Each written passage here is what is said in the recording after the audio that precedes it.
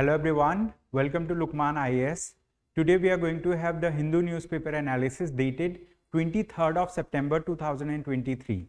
In today's newspaper analysis, we are going to cover a mapping topic for the UPSC prelims exam, and after that we are going to cover topics from the editorial section of the newspaper, and we will look into some important aspects from the prelims and mains point of view. Along with this, we have included some questions for discussion. So we are going to discuss about those questions also. So stay tuned. We are going to discuss these topics one by one. Okay. So the thing is, like, these are the list of articles that we are going to discuss in today's newspaper analysis. Name of the articles along with their relevance, and also page number is mentioned over here. So with this, let us now start the discussion on the mapping topic. So today we are going to discuss about a topic which is known as MERCOSUR. Okay. Name of the topic is MERCOSUR.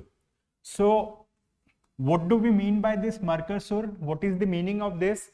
We need to understand this, and we need to understand where is it located. Okay. So now here, so let us understand about this topic quickly. Okay. So name of the topic is MERCOSUR. Okay. So this MERCOSUR is a kind of economic grouping. Okay. It's a kind of economic grouping. Its English meaning is Southern Economic Grouping. Okay. Southern Economic Grouping.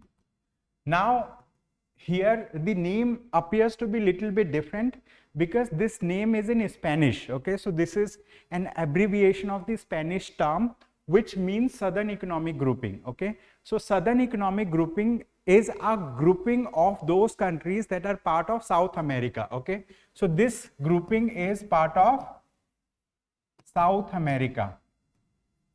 So South America is a continent. This is the fourth largest continent in the world, and it is in the southwestern part of the globe. Okay, so let's say, like, let us draw the globe, and here let's say, like, if we draw an equator, right? If we draw an equator which is 0-degree line, we have northern hemisphere, we have southern hemisphere.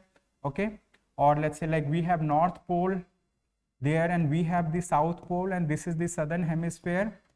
Right, so this particular country somewhere lies over here. Okay, somewhere lies over here.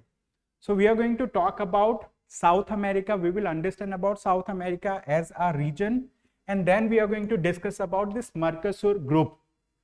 South America is a continent having 12 independent countries. Okay, how many countries it has? It has 12 sovereign nations. Okay, 12 sovereign nations as part of it. And apart from 12 sovereign nations, it does have 3 other areas, but those areas are dependencies of other countries. One of the area is, let's say, like, French Guiana. So that is a dependency, or that is controlled by French government. Okay, so that's not a sovereign territory. So it has only 12 sovereign nations.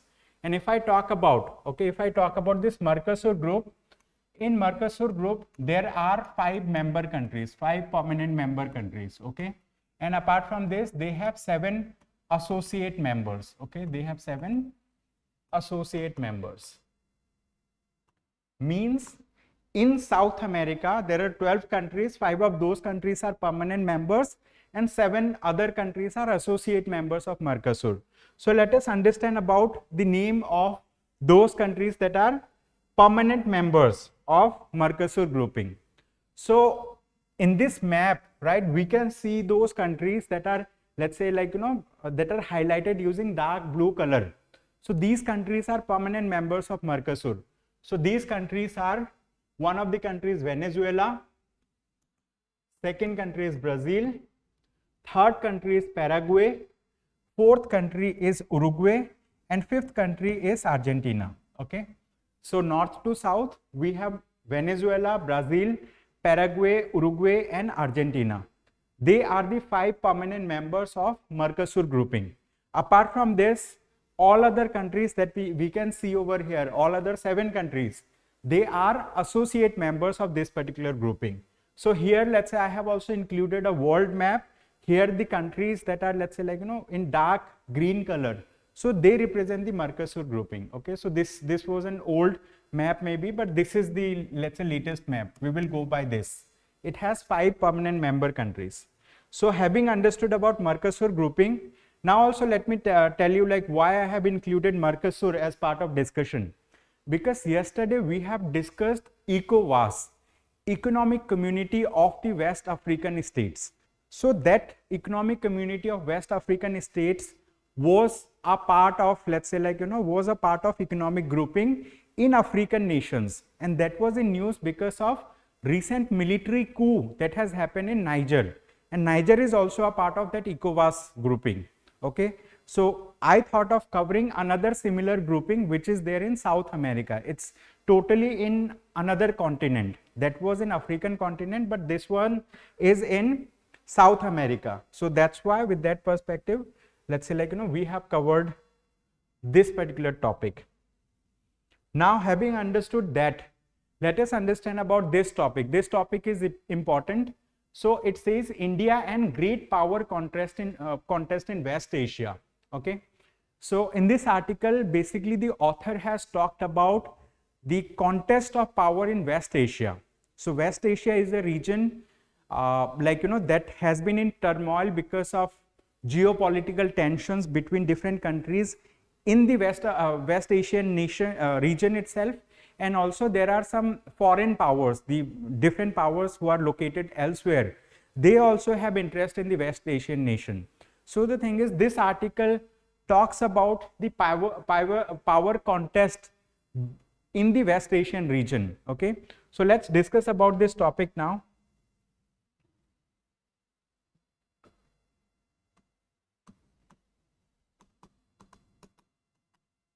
Name of the topic is India and the Great Power Contest in West Asia.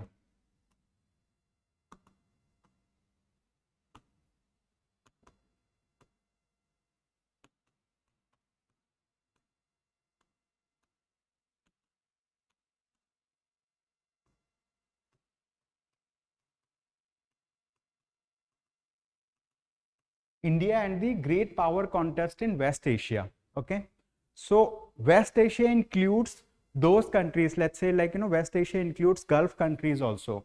There we have Saudi Arabia, there we have, let's say, Iran, we have Israel. There are many countries in West Asian region. Okay, there are many countries over there. So the thing is, like, what is the role of India in West Asia? We need to understand that thing.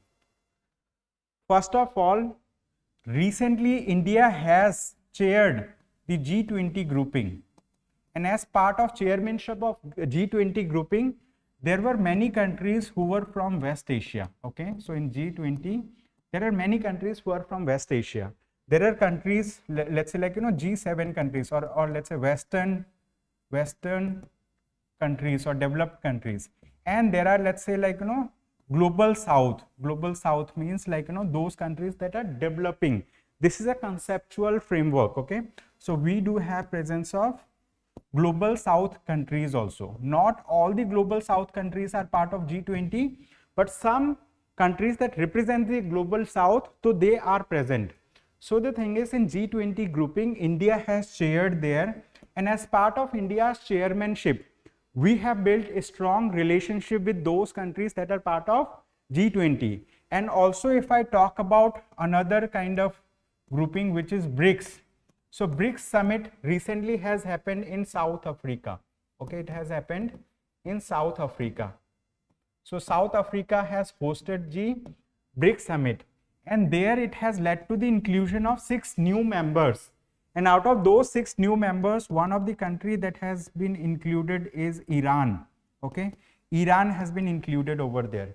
Along with Iran, I think Saudi Arabia has, or let's say United Arab Emirates, UAE, has been included. Okay, like that. So Iran is a West Asian country. Okay, here as part of West Asia, let's say, like, we have Saudi Arabia. Saudi Arabia is part of G20. Okay, G20 grouping. So, like, India has, let's say, established good diplomatic ties with Saudi Arabia long back, And since then, we have great ties with Saudi Arabia. And Saudi Arabia is one of the largest oil exporting countries among the OPEC nations, okay, organization of petroleum exporting countries, okay. So like, Saudi Arabia is a member of it, okay. So that's the thing. Now the thing is like India does have relations with these West Asian countries, and also India has created, let's say like, relationship with Iran as well. So recently what has happened in this article, they have mentioned about, let's say the United States of America and China. So USA, if I talk about the role of USA in West Asia, okay, role of United States of America, right? So one thing is like, there has been a USA versus Iran tussle. There have been issues between USA and Iran, and these issues are related to, good evening, so, thank you so much for joining online. So Iran, let's say USA versus Iran has been there, and USA used to consider Iran to be, let's say, one of, let's say, adversary countries for itself, okay?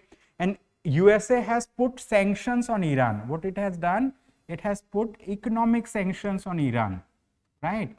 And many of the, let's say like, huge amount of money of Iran is stranded outside in one of the Gulf countries, because like, USA has put economic sanctions.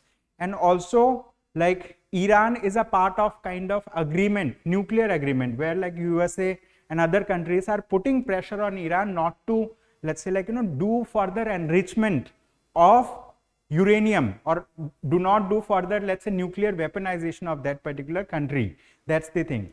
But the thing is like USA does have some strained relationship with Iran. Despite this fact, USA has brokered a deal, right? Deal between, let's say like, USA has led to the signing of Abraham Accords, okay, Abraham Accords. So what are Abraham Accords? Abraham Accords are peace initiative. So through this initiative, they want to, let's say, normalize the relationship between Israel and other, let's say, West Asian countries, okay. So Israel, let's say Israel, there is, let's say like, United Arab Emirates, then we have Saudi Arabia, etc. Okay. So this is one of the initiative of the United States of America, where it wants to bring peace in the Western Asian countries. Okay. So there is, let's say, other countries also as part of Abraham Accords. So the thing is like USA want to have its stronghold in the Western, let's say like, Western region or in West African region. Okay. USA wants to have its stronghold, and USA is not going to go away like, from the West Asian countries. That's the thing. So the thing is like in this article, they have talked about that during Biden's administration.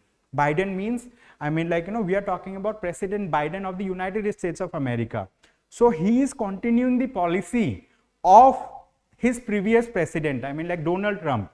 So Donald Trump had a policy like, where he has initiated this Abraham Accords, and he has led to, let's say like, some kind of relationship building with Iran. So let's say Mr. President Biden is also continuing those policies. So in this article, they have talked about that like, the power contest is happening in West Asian region. So who are the rival powers? For example, in the West Asian countries itself, there are, let's say like, Iran versus Saudi Arabia. So that's, let's say, a kind of power tussle in the West Asian region itself. Then like, let's say like, we have Israel, there are many other countries in West Asia that do not maintain good relationship earlier, but like, because of Abraham Accord, that has also, that policy has been shifted. So in this article, the author has said that like, there is a competition between USA and China in West Asian region, but the thing is like USA is playing greater role, and because of that, like India also has started playing greater role. And the author has mentioned that India has multiple avenues for, let's say like, interacting with the countries in the West Asian nations. So it says US-China competition in the region gives New Delhi new opportunities for multi-engagement. Because the thing is, like, India believes in a multilateral world, a world that is led by many countries, right? That is shaped by the, let's say, politics of different countries across the world, and like, rules-based international order. We want to follow that particular thing. So in this article, they have mentioned things related to, let's say, West Asia, and they have also mentioned about a economic corridor, which is India, Middle East, Europe economic corridor. Okay, so like, this topic has been in news. Okay, recently, what? India,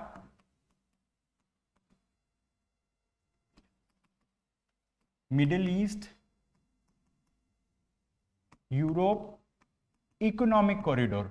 Okay, so India has initiated talks on this particular issue during G20 membership, like during G20 presidency, and we have signed this particular, let's say, like, for establishing this corridor, but still let's say, like, deeper framework is yet to be signed between these member countries. Okay, member countries of the India, Middle East, Europe economic corridor. So that's also mentioned over here. They have mentioned about, let's say, like, many other things in this article. So this article is related to international relations, foreign policy. So this article has significance. It may be asked in GS paper 2 of the mains exam, okay, and as part of international relations. So in this article itself, they have mentioned about I2U2 grouping, okay, I2U2 grouping. So I2U2, like, it has, let's say, India, it has Israel, it has, let's say, United Arab Emirates, and it has the USA, okay, that's the thing. So I2U2 leader, so that has also been mentioned, that we have discussed earlier in our previous The Hindu newspaper analysis in detail. So let us quickly understand about this topic. It says, what role do external powers like USA, Russia and China play in shaping the geopolitics of West Asia? And how have their politics evolved in recent years? Then, so this is first part of the question. Then they ask how India is emerging as a key player in geopolitics of West Asia. You need to comment on this article, so you need to write an answer in 150 words, 10 marks, okay? Very short answer you need to write. You need to talk about, like, what role these external players are playing in West Asian region, okay? So this is an important topic. It's related to international relations. The other topic, this is also equally important. It is important for GS paper 2 and also it is important for GS paper 3. We will discuss about this topic. It says, a clear message to industry on dispute resolution. Okay, so let's understand this topic.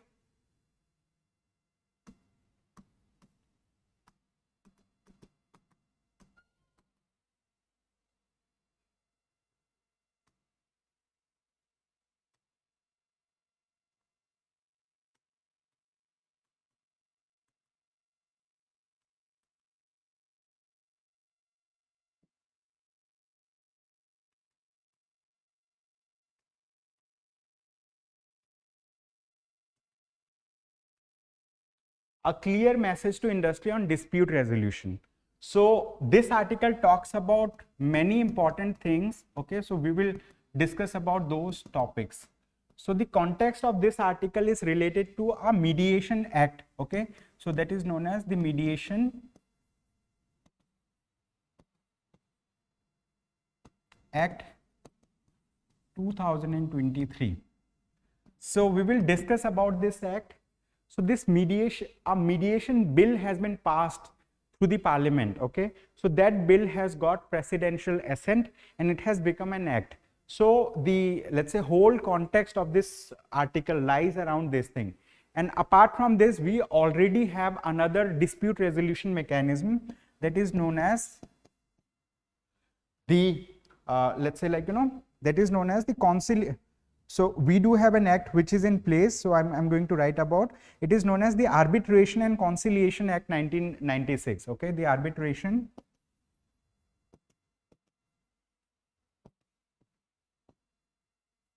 and Conciliation. Okay, Arbitration and Conciliation Act 1996. This is already in place. So if I talk about what is mediation, what is arbitration, what is conciliation, these are known as alternate dispute resolution mechanism. Okay, they are known as alternative, okay, or alternate, okay, alternative dispute resolution mechanism. Okay, dispute resolution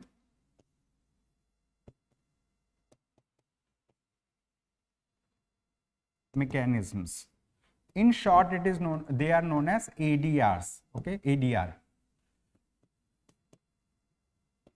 So let's understand what are ADRs first. Once we understand what are alternative dispute resolution mechanisms, then we will understand about mediation in detail. We will understand about arbitration and conciliation also. Okay.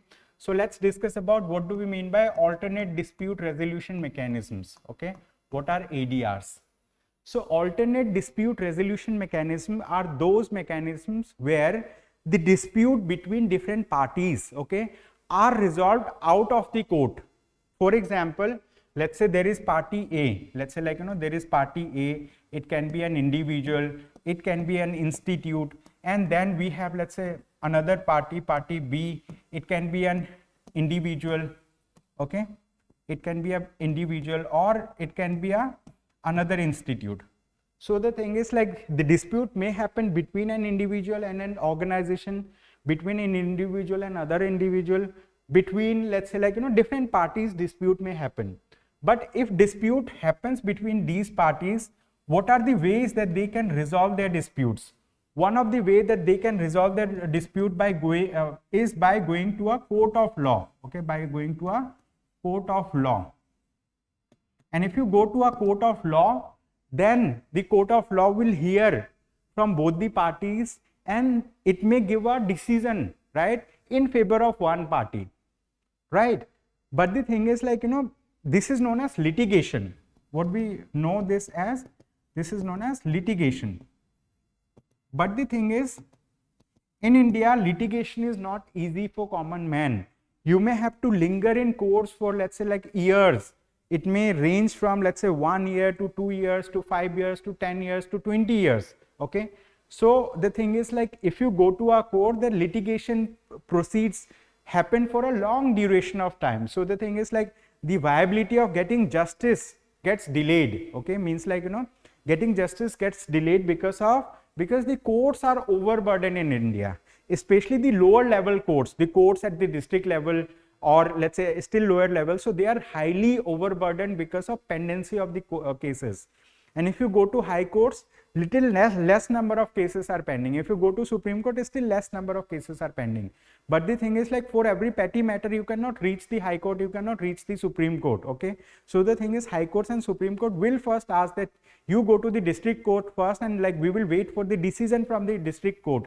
Then we will take a decision like that. So there can be many such things that may happen. So the thing is, like, litigation becomes an expensive instrument, and also it becomes very tedious for a person to get justice. So that's why an alternative to this litigation framework is known as alternate dispute resolution mechanism. And under alternate dispute resolution mechanism, we have various types of alternate dispute resolution. One of the type is known as arbitration. Okay, one of the type is known as arbitration. So, like, we do have different types of ADRs. Okay, so we will discuss about those ADRs also quickly. One of the type of, let's say, settlement of disputes outside the court is known as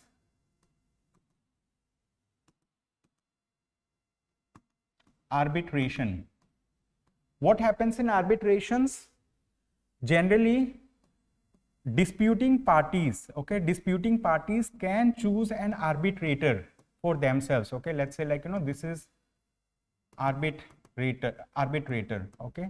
So disputing party A, disputing party B, they can independently choose their arbitrator, or let's say they can agree to a common arbitrator. And this arbitrator, whatever decision he takes, he will hear both the parties. Whatever decision he takes, that decision will be binding on both the parties. However, many a times people may not like to go to arbitrator also. Then there are other things also, conciliation. Okay, conciliation. So generally conciliation is in the cases of family law, okay, conciliation. For example, husband, wife, they are fighting with one another for one or other matter. Then conciliation means like, they will pacify both the parties so that like they agree on common grounds. Then we have mediation, okay. Then we have mediation.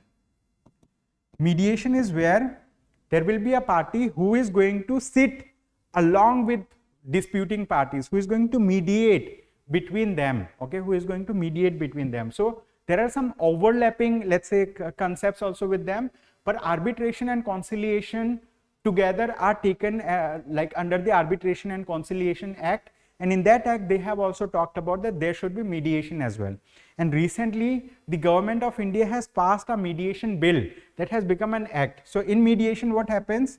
There is one disputing party, there is other disputing party, and there will be a mediator, and this mediator will, let's say, try to pacify both the party, and he is going to mediate between them. He is going to, let's say, work with both the parties together so that they can come on a common conclusion so that dispute can be resolved between them, okay. So this is this kind of mechanism where we are following arbitration. Arbitration is generally done for commercial contracts, okay. It is generally done for commercial contracts, or let's say commercial disputes. Conciliation is done for family related matters. Mediation can be done when disputes are of the nature of, let's say, like, family matters, or maybe between an individual and an organization, like that. So there mediation can be adopted. So generally what happens, if there are commercial contracts, they talk about arbitration in India or arbitration outside India, like that, okay. So in this article they have talked about that the government of India has passed the Mediation Act 2023. So this Mediation Act having come into place, now it is going to play a greater role in resolving the disputes between different countries, okay. It's going to play a greater role in resolving the dispute. So in this article the author has talked about many things, and the author has said that by enacting this Mediation Act, the Parliament of India has given a message, right, to the businesses, to the industry, that like, irrespective, let's say, despite instead of going to the courts for litigation, you can adopt the other alternative dispute resolution mechanism that are going to be quicker, speedy resolution, and also, so this ADRs has many benefits, okay. So they will be quicker, they will be less expensive, and the thing is like, it will be more like you will be able, it is more approachable also, the ADR mechanisms. Someone has written something, Gaurav, these are much better than those teachers who take classes for only views, okay. Thank you so much, Gaurav, for sharing your views. So the thing is, like, in this article the author has talked about, right, author has talked about the importance of alternate dispute resolution mechanism. Why it is important? Because it also takes out the burden from the courts, because courts are already overburdened because of pendency of the cases, and new judges are, let's say, recruited very less, because government also shows reluctance in appointing judges, because judges are going to try the cases where, let's say, like, where government is a kind of litigant. Government of India is the largest litigant in the court, means highest number of cases are filed against the government authorities, against the government institutions. So that's why government shows a kind of reluctance in appointing judges, okay, at different levels. That's the thing, okay. So this is the thing. So this article is nicely written. This article shows the importance of, let's say, alternate dispute resolution mechanism. And through this article, the author has talked about a clear message that the Parliament of India has sent to the industry. So author says that the Mediation Act 2023 aims to foster a link between the mediation and the arbitration of commercial disputes, thus reducing the burden on Indian courts, okay. So Indian courts also welcome this particular thing, because it is going to take away the burden from the courts in resolving the disputes between different parties. Now, having understood the second topic, let us now understand about this topic. This topic is also equally important. This is important for art and culture, okay. It is important for art and culture, and this topic is important for the prelims examination, okay. It is important for the prelims exam, because in prelims they may ask questions related to art and culture, and they have been asking. So in this article we will understand few important things. One of the important thing that we are going to talk about is Ellora caves, because in this article they have included an image of Ellora cave. Let us quickly understand about Ellora caves. Having understood the Ellora caves, we will then understand about this article. Why Ellora caves? Because it is it showcases the, let's say, like, tangible heritage for mankind. So the thing is, like, in this article, let me write down the name of the article quickly. Panel calls for revisiting rules of construction around protected ASI monuments. Okay, so I'm just writing protected ASI monuments. Okay, so the thing is, let's understand the context of the article first. Recently a parliamentary standing committee, so parliamentary committee has set, and they have received complaints from different government authorities, and complaint is related to, let's say, protected ASI monuments. So what is ASI? Let us understand about ASI. ASI stands for Archaeological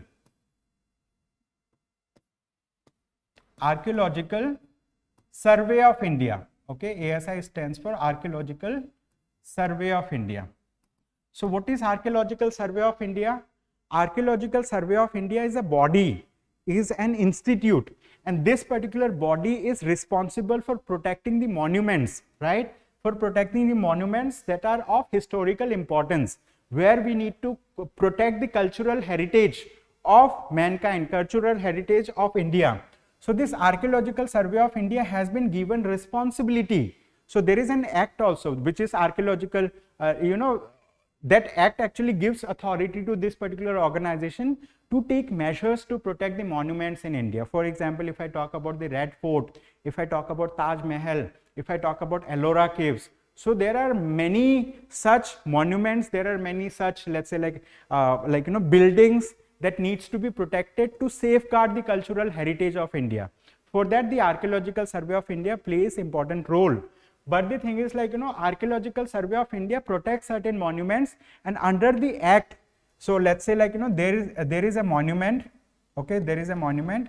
So around that monument, so there will be an area of 100 meters where no construction activity is allowed, no outside construction activity is allowed.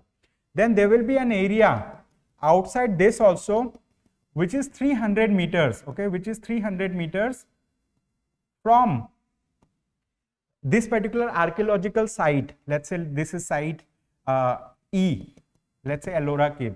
So up to 300 meters also, what will happen, construction activities will be regulated. Regulated means those people who want to do any kind of construction activity, they need to first take permission from the Archaeological Survey of India departments. They need to take prior permission of doing certain kind of, let's say, infrastructure development there. And if the Archaeological Survey of India does not give them permission, so they will not be able to do any kind of construction. But the thing is, what the issue that this article talks about, this article says that since Archaeological Survey of India has been mandated to protect the, let's say, monuments, right, of national importance, to protect the monuments, to safeguard the cultural heritage. So this Archaeological Survey of India, let's say, regulates this particular thing, and it has led to conflicts. Okay, it has led to conflicts. Conflicts between whom? Conflicts between, on one side there is Archaeological Survey of India versus the local communities, okay, versus the local people at various places. So that's why the parliament, people have suggested that parliamentary standing committee, or the committee which is responsible for looking into this matter, they should, let's say, they should look for revising these norms of 100 meters and 200 meters. 100 meter of, let's say, not permitting any construction, 300 meters of regulated construction, like that. So they have said, these can be revised, these can be looked again, right, by the authorities. Okay, so in this article they have mentioned this. Now let us understand about Ellora caves. Okay, having understood about article, let's discuss about Ellora caves. So Ellora caves are located in Aurangabad district of Maharashtra. So where is it located? It is located in Aurangabad district. Okay, I'm not writing district, so I'm writing, it's a Aurangabad district of Maharashtra. Okay.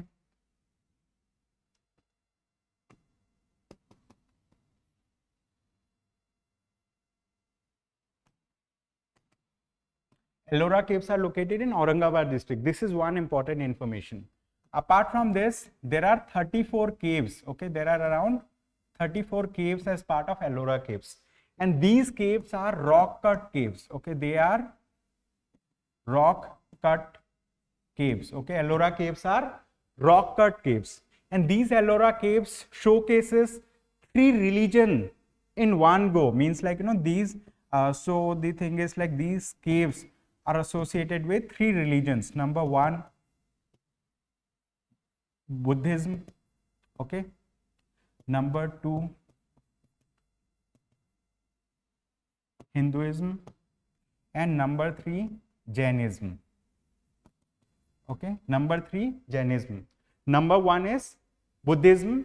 So you see architectures of Buddhism. Okay. Like Buddhist architecture are there in Ellora caves. Then we have architecture of Hinduism, then architecture of Jainism. Means like, in these caves, out of these 34 caves, some caves depict Buddhism, some caves depict Jainism. So let's discuss about those caves that depict Buddhism. Okay, those caves that depict Buddhism. So the thing is, in Ellora caves, cave number 1, okay, cave number 1 to 12 talks about Buddhist caves. Okay, cave number 1 to 12 talks about Buddhist caves. And out of these caves, the cave 10 is very important. Okay, cave number 10, here we have cave number 10, which is very important. And this cave number 10 actually showcases, what it showcases? It showcases, let's say, a Buddhist prayer hall with a stupa. Okay, this cave showcases Buddhist prayer hall with a stupa. So caves that are related to Buddhism are from cave number 1 to 12. Then second part comes Hinduism, caves that depict Hindu gods. Okay, so they are depicted from cave number 13 to 29. Okay, so they represent caves from 13 to 29. Cave number 13 to 29 represents Hinduism. Okay, so like one of the cave, which is cave number 16. Okay, cave number 16 from this Hinduist, let's say, like, so they represent Hindu caves. So cave number 16 is very important. Cave 16 is very important because it depicts Kailasa temple. It depicts what? Kailasa temple. So they are known as Hindu caves. I mean, like, cave number 13 to 29. Then there are caves related to Jainism. They can be called as Jain caves. Okay, Jain caves. So they are from cave number 30 to 34. Okay, cave number 30 to 34 showcases Jain caves. So that's why Ellora caves are very important. One important factor, because it has caves from all the 3 religions, major religions, Buddhism, Hinduism and Jainism. So that's why these caves are important. Okay, Kailasa temple is also important. And then Ellora caves are UNESCO World Heritage Sites also. Okay, so Ellora caves are, so let me write it down here. This information is important. Ellora caves are UNESCO World Heritage Sites. Okay, UNESCO World Heritage Site.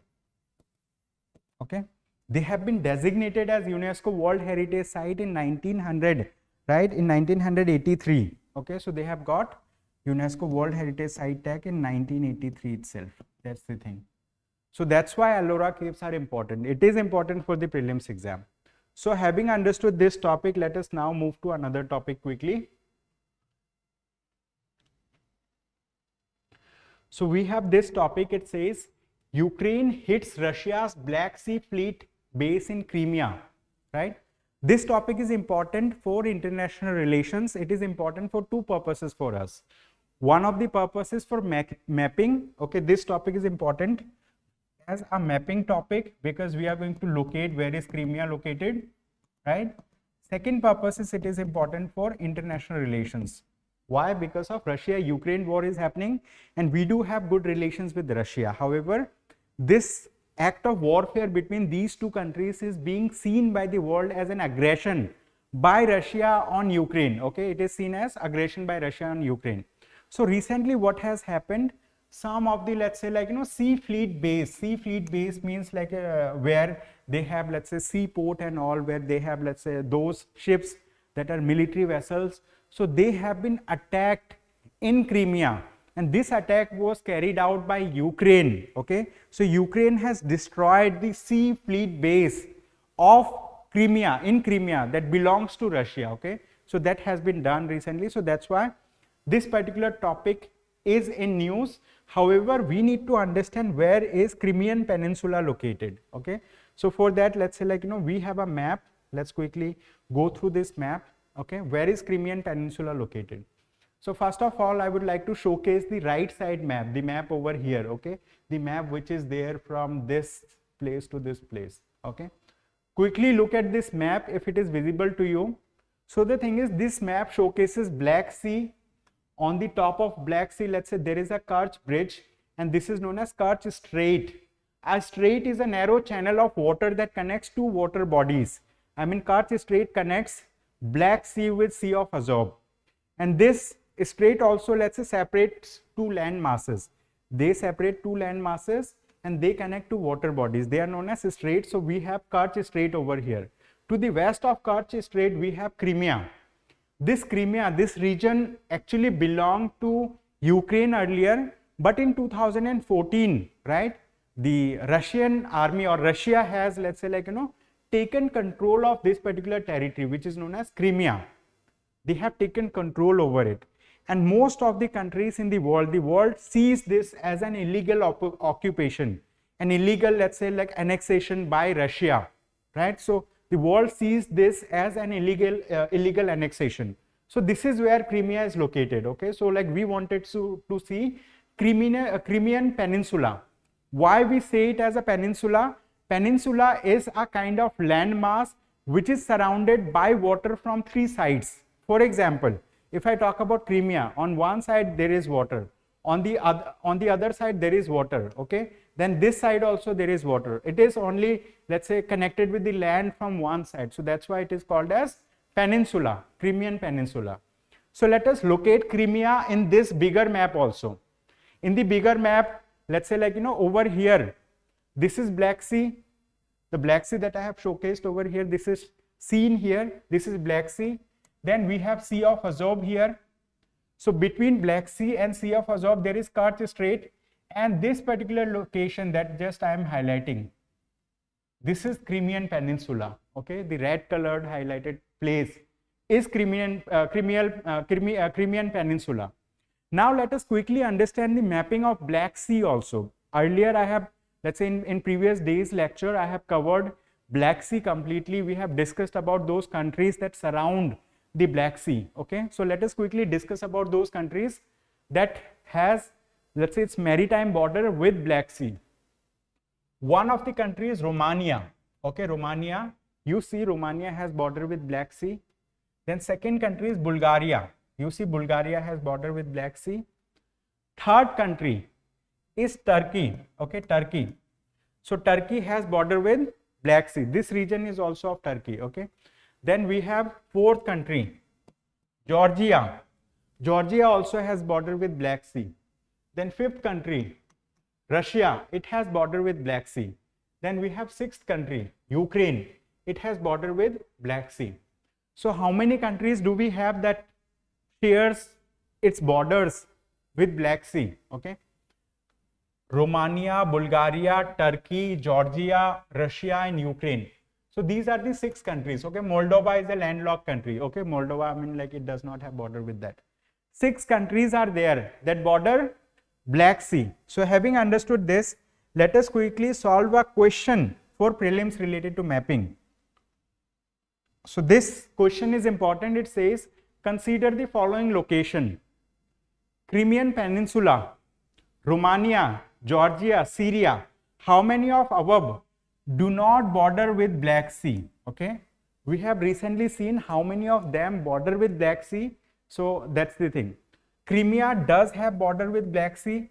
Romania does have a border with Black Sea. Georgia does have a border with Black Sea. However, Syria does not have a border with Black Sea. Let us quickly see again.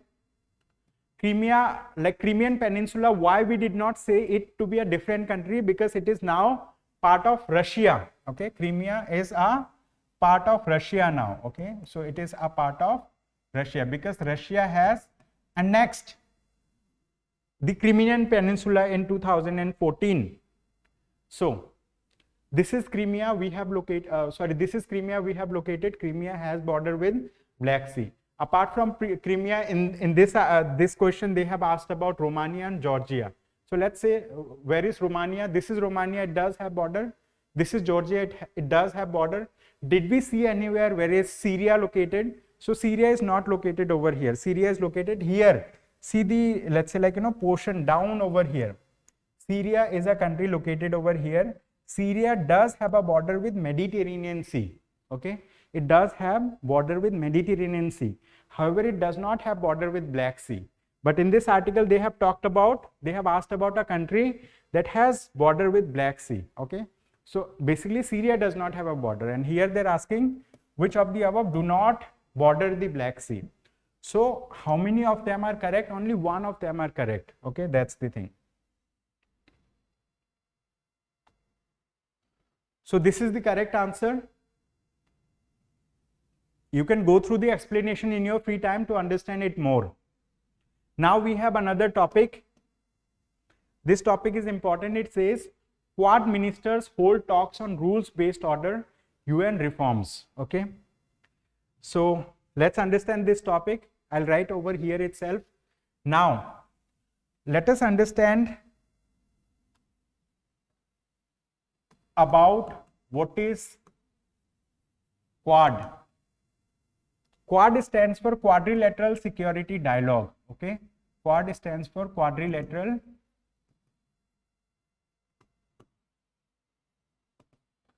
Security Dialogue.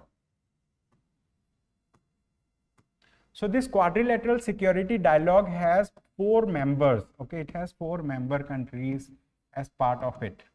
Who are those member countries? One of the member countries is India. The other member country is United States of America. Then the third member country is Australia. The fourth member country is Japan. So these are the member countries of Quadrilateral Security Dialogue. So this is important. This is a factual information. However, it is important. In this article, they have talked about that, let's say, like, so they have also mentioned these countries, their names also, that foreign ministers of Quad, India, Australia, Japan, and US, okay, they have recently, let's say, like, discussed in the 70th session of the United Nations General Assembly. Okay, so UNGA, the United Nations organization, has, let's say, like, United Nations General Assembly as its like biggest body under it. Then it has United Nations Security Council, UNSC, and apart from this, it does have many organizations that are associated or affiliated with United Nations system. The United Nations General Assembly has representation from all the member countries who are part of United Nations organization. Presently, I think it has 193 member countries. You need to check the number again. 193 member countries are part of United Nations organization. So United Nations General Assembly has all the members, right, as part of it.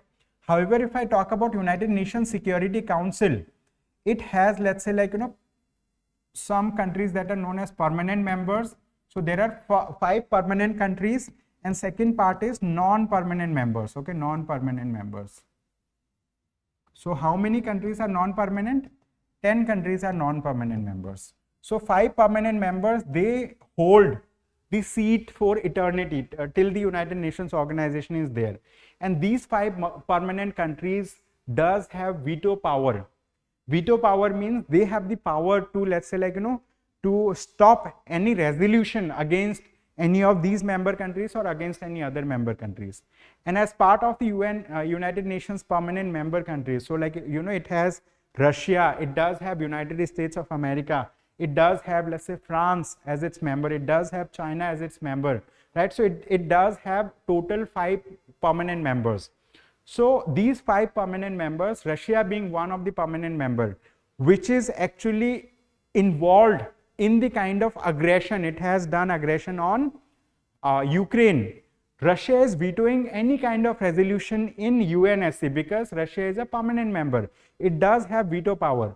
Non-permanent members do not have any veto power, and non-permanent members, their membership, let's say, keeps on rotating, and people from the United Nations General Assembly, the countries from United Nations General Assembly, they become non-permanent members on rotation basis over there. Okay, so India is India has been a non-permanent member of United Nations General Assembly. Okay, India has been, but the thing is, like, India wants to become a permanent member of the United Nations Security Council. Okay, it wants to become a permanent member of UNSC, and for that India always raises a question. It raises a question that, like, this particular organization needs, it says this particular organization needs a kind of overhaul. This organization needs reforms. And recently what has happened, all the Quad members, that includes India, USA, Australia, Japan, they have raised their voice. They have raised their voice in unanimity in the UNGA 78th, let's say, United Nations General Assembly, 78th session of the UNGA. They have said the United Nations system needs a reform. Okay, that's the thing. So it's and these countries also say that, like, there should be a rule-based order in, let's say, various spheres. They talk about rules-based order in Indo-Pacific region. Okay, they talk about rule-based peaceful settlement of dispute between Russia and Ukraine, bringing peace in Ukraine. Okay, so these are the things that these countries have talked about in the recent, kind of discussion. So they say that, like, we should bring lasting peace in Ukraine in accordance with the international law, which is consistent with the principles of the UN Charter. Okay, UN Charter is a kind of the constituent document for United Nations organization. The way India has a constitution for itself, we have Indian constitution. Similarly, the United Nations organization does have a charter, which is known as UN Charter. So this is the constituting document. It does have many principles laid down over here. So these countries, the quadrilateral security dialogue, the Quad member countries, talk about peaceful, lasting peaceful resolution of the Ukrainian issue over there. Okay, and so that's the thing. And in this article, they have also talked about 5-point consensus. Okay, in ASEAN. Okay, so like in ASEAN stands for Association of Southeast Asian Nations. It has 10 member countries as part of it. One of the member countries is also Myanmar. So Myanmar was about to take over the chairmanship of ASEAN in 2026. But since in Myanmar, the military has, let's say, toppled the democratically elected government, so the ASEAN members, the existing members of ASEAN, they have decided that they are not going to allow, Myanmar to take over the presidency of ASEAN. Instead of Myanmar, it will now be presided over by Indonesia. Okay, so these are some of the important information that I wanted to share with you. So with this, let us now move to another topic. This topic is important. It is important for GS paper 3. Okay, this is important for GS paper 3 of the mains exam. It is related to Indian economy. Okay, this topic is related to Indian economy. Okay, this is important especially for the prelims exam. In this article, they have talked about that, like, the State Bank of India has raised 10,000 crore rupees at a coupon rate of 7.49% through the issue of infrastructure bonds. Okay. So we need to understand what is infrastructure bond. We need to understand what is coupon rate. We need to understand the concepts associated with this. So that's why I have included this topic. Okay. So let's quickly discuss about infrastructure bond. Okay. So this topic is going to be the last topic for discussion today. This is infrastructure bonds we are going to discuss. So let's understand what are infrastructure bonds. So infrastructure bonds are papers. Okay, so infrastructure bonds, we are going to discuss what is this, what are these. So infrastructure bonds are bond papers. Okay, and these bonds can be raised by government authorities. It can be raised by private organizations. Okay, private organizations. That's the thing. These bonds basically, like, they raise this bond, and so they ask investors, okay, investors to invest their money into these bonds. Okay, so what investors do, investors purchase these bonds, and so once they purchase these bonds, rupee comes over here. Rupee means, like, rupee flows to that particular organization that releases the infrastructure bond, and the investors get the bond papers. Okay, the investor get the bond paper. Why do investors wish to invest in bonds? Because these investors are promised a coupon rate. These investors are promised a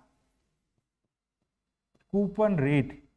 Coupon rate means interest rate. Okay, coupon rate means interest. They are promised interest rate.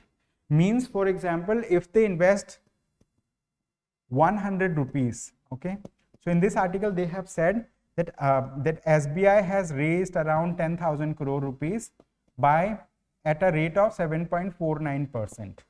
Means, if I invest 100 rupees through this bond, after the time, means, like, after maybe a year, I will be getting 7.49% interest on the amount that I have invested. Okay, that's the thing. That's the interest of the investors. Investors get interest earning. Okay, that's the thing. And why, like, which organizations can release it? Recently, one of the government agency, which is the State Bank of India. So it is a public sector undertaking, PSU Bank. Okay, so State Bank of India has raised huge amount of money, like 10,000 crore rupees, by issuing what? Infrastructure bond. So now we need to understand what are the purpose of infrastructure bond. The purpose of infrastructure bond is to raise money for some kind of infrastructure projects. Okay, which kind of infrastructure projects? Projects like, if I talk about ports, if I talk about bridges, if I talk about airports, etc. Means, for building long-lasting infrastructure projects, they need money, and for raising that money, these banks, issue infrastructure bonds. That's the thing. What is the maturity period of infrastructure bond? So the maturity period of infrastructure bond varies, right, from, let's say, bond to bond, from country to country and all. And these are long-term bonds. So generally, okay, so if I talk about the general case, okay, so if I talk about the term or maturity of these bonds, so these bonds mature at a period of greater than or equal to 7 years. Means, if you invest your money through infrastructure bond, you have to keep that money in the bond for at least 7 years, and after then, let's say, you can withdraw the money. So this is known as the term or maturity of the infrastructure bond. So the thing is, like, let us talk about the issuer. Issuer means those organizations. In this case, the State Bank of India is the issuer. So State Bank of India is a government backed entity. Okay, it is a government backed entity. So people does have, okay, huge trust in SBI, so they are easily investing their money in the infrastructure bond. However, if it would have been a private player, okay, So in that case, the credit rating of the private player will play a greater role, because investors want to invest their money at a place where their money is secure, where their money is safe. But like, it depends how much risk does the investor want to take in investing their money into the bonds. Okay, so that's the thing. So I hope you might have understood about what are infrastructure bonds. Okay, that's the thing. So there are types, there are various types of infrastructure bonds also. So let us quickly discuss about those types also. So one of the type of bond, okay, so let's quickly discuss about one of the type of infrastructure bond. One type is known as taxable infrastructure bond. Then other is non-taxable. Taxable means, for example, I am an investor, I have invested my money through infrastructure bonds. I have, let's say, invested 100 crore rupees, and then I'm going to get interest, I'm going to get return, and that interest is known as coupon rate. So let's say out of 100 crore, let's say I'm generating 7 or 8 crore as profit. So like the profit that I generate out of it, so will that profit be taxed or not? That is known as taxable or non-taxable infrastructure bond. If the profit that I generate, out of that profit, if government taxes, that is known as taxable infrastructure bond. If government does not impose any tax, that is known as non-taxable infrastructure bond. That's the thing. Okay, so these are types of infrastructure bond. People generally prefer to invest in non-taxable infrastructure bond, because the profit that they generate, so it will be with them. Okay, in case of taxable, so like, tax has to be paid to the government. So from jurisdiction to jurisdiction means from country to country it varies, and from bond to bond also it varies. Okay, so this is a general understanding on infrastructure bond. So having understood these things, let us now quickly solve a question on infrastructure bonds. With reference to infrastructure bonds, consider the following statements. One of the statement, it says infrastructure bonds are long-term debt instruments with a maturity of at least 7 years. This is right. Okay, this is right. Second, banks do not maintain cash reserve ratio or statutory liquidity ratio on infrastructure bonds. This is also right. Okay, means like, in this case, the State Bank of India has raised 10,000 crore rupees. Okay, 10,000 crore rupees, right, through infrastructure bonds. So the thing is, these State Bank of India do not have to maintain, they do not have to maintain cash reserve ratio with Reserve Bank of India. Cash reserve ratio is the percentage of the total, let's say, like, money that let's say, like, people save in their savings account or current account with a bank. So out of that proportion, 4% of it they have to keep with RBI. And this cash reserve ratio do not get any kind of, let's say, like, interest for the banks. So like, let's say banks have to keep their money with the Reserve Bank of India. This is generally 4% of total kind of liquid money that they receive from the customers. Okay, but in case of infrastructure bonds, they do not have to maintain any CRR with the Reserve Bank of India. That's the thing. Okay, second statement is also right. So correct answer would be option, like, both 1 and 2. Okay, 1 and 2 are the right answer, right statement for this. So that's all from my side for the day. Thank you so much everyone for joining today, and also you keep participating in the comment section, so that I also get to know that, like, you are understanding the topic. If you have any question during the discussion, you can ask those questions as well. So I hope you have a good day ahead. Thank you so much.